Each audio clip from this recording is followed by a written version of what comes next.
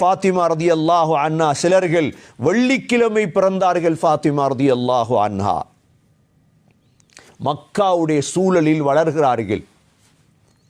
ஃபாத்திமா ரதியல்லாஹு அன்ஹா கடைசி பிள்ளையாக இருந்தாலும் வாப்பாவோடு தான் இருப்பார்கள். ஸல்லல்லாஹு அலைஹி வஸல்லமுடைய கஷ்டம், நஷ்டம், துன்பம் அனைத்திலும் பங்கெடுத்தார்கள்.